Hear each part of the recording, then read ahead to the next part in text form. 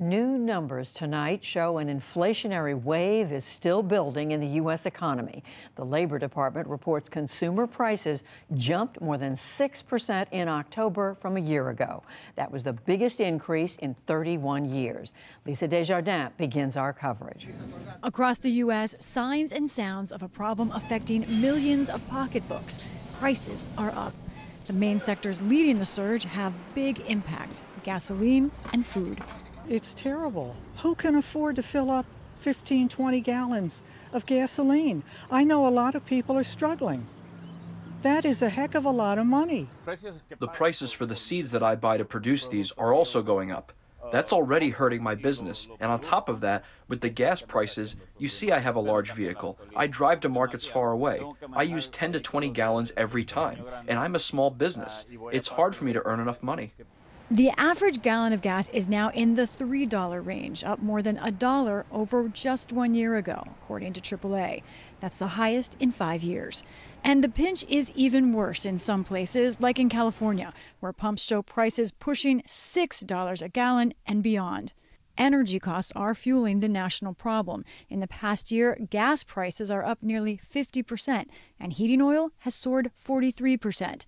At the same time, some people are looking at food and what they can afford differently. From grocery stores. I don't see anything going down anytime soon, but, you know, we have to eat, so you have no other choice but to pay it. To food banks. I'm come here because I need food for my family. You know why? Because the stores is very expensive, the food, and my money is not enough. Today, President Biden toured the Port of Baltimore and acknowledged one source of the problem: supply chain backlogs. Mr. Biden pledged $4 billion for construction projects at ports and elsewhere in the next 2 months, and $3.4 billion to upgrade other trade facilities after that. We're going to reduce congestion. We're going to address repair and maintenance backlogs, deploy state-of-the-art technologies, and make our ports cleaner and more efficient. House GOP leader Kevin McCarthy slammed the president with a blunt statement, writing, "The Joe Biden plan for increasing Americans' standard of living is a complete failure." Economists and politicians disagree about how far and how long the price spikes will go, but in daily American life, inflation is firmly here. For the PBS NewsHour, I'm Lisa Desjardins. It is clear that this surge of inflation has already been higher and lasted longer than some had expected. We break down more about what's happening and the potential consequences. Catherine Rampell, who is a special correspondent for the NewsHour and a columnist for the Washington Post, joins me now. Catherine, welcome back to the program. So it seems that prices are rising across the board, just about everywhere you look. What is behind this? There are a number of factors that have been driving inflation. The most obvious one, of course, is the pandemic. The economy powered down during the pandemic. It's powering back up. There are supply chain problems all around the world, labor shortages that make it harder to find workers who can make the goods we buy, transport them, put them in warehouses, get them onto store shelves, et cetera. So you have shortages, which are driving up prices. And then on the other side of the calculation is the fact that Americans have a lot of money in their pockets. They have accumulated savings in this past year. It's difficult, or it's risky, I should say, still to spend on some of the common services that consumers used to buy, things like travel or going out to eat. So they're buying more stuff. In fact, consumers are buying more stuff today than they were before the pandemic began.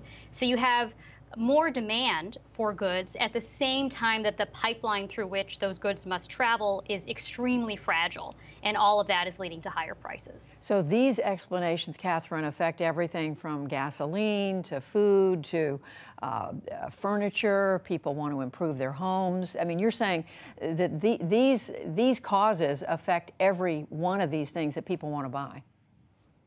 Right. There are shortages and bottlenecks in almost every kind of product that people want to buy right now. And that's partly because people have money to spend, particularly here in the United States, and it's hard to get the things that they want to spend money on. So the result of that is shortages and upward pressure on prices for the goods that are available. So we know that wages are rising. Some, they have been rising. Are they in any way keeping up with this inflation? Unfortunately, they are not. Americans have gotten pretty big wage increases over the past year, but they've been almost or more than entirely eaten up, I should say, by those consumer price increases. So year over year, adjusted for inflation, wages are down on average. That's not adjusting for the composition of the kinds of jobs that might have been created. If you have lower wage jobs that have been created, that might skew the overall average, of course. But other measures that do adjust for the composition of the changing workforce also suggest that on net, workers have seen their wages fall once you adjust for those higher prices. The question on everyone's mind, how long is this going to last? The Biden administration economists have been saying it's temporary. Others agree with them, others don't. I mean, what do you see right now?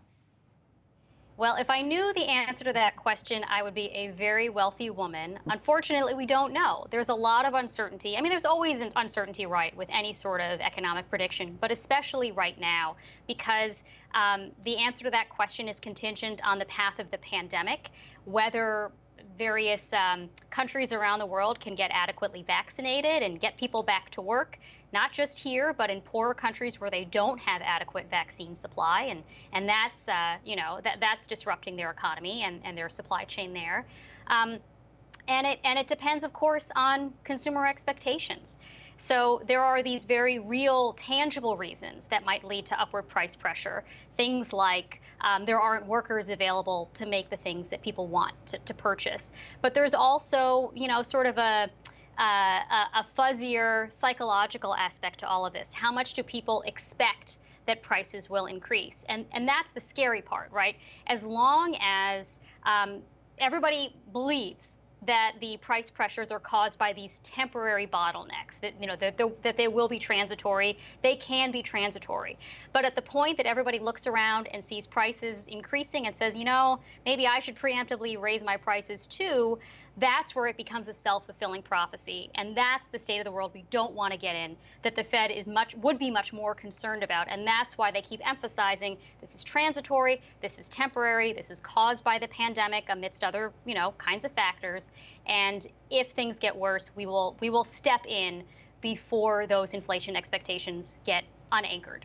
And it sounds like some of those expectations are already starting to get baked in. But just finally, Catherine, in terms of the connection to the pandemic, can we safely assume that if the pandemic begins to lift, that inflation will get better or not? It seems like that should allay some of the pricing pressures, right? As long as the economy can get back to where it was, in the sense that people have childcare and they can get back to work, they're not afraid of going to work because it's unsafe for various reasons, that should allay some of these price pressures. But that's not the only factor. I mean, you also have a very generous set of government transfers that is also potentially giving people more purchasing power. There are, again, there's this psychological aspect that I hope we don't get to the point where everybody sort of assumes that inflation will come, more inflation will come, and therefore it becomes a self-fulfilling prophecy. But that's possible. That's the scary state of the world. So it's difficult to rule that out. Certainly, getting the pandemic more under control would be a positive for all of these trends, even if it doesn't ultimately, have the final say on ending this above-trend inflation entirely. Catherine Rampell helping us understand this very tough question about inflation. Catherine, thank you very much. Thank you.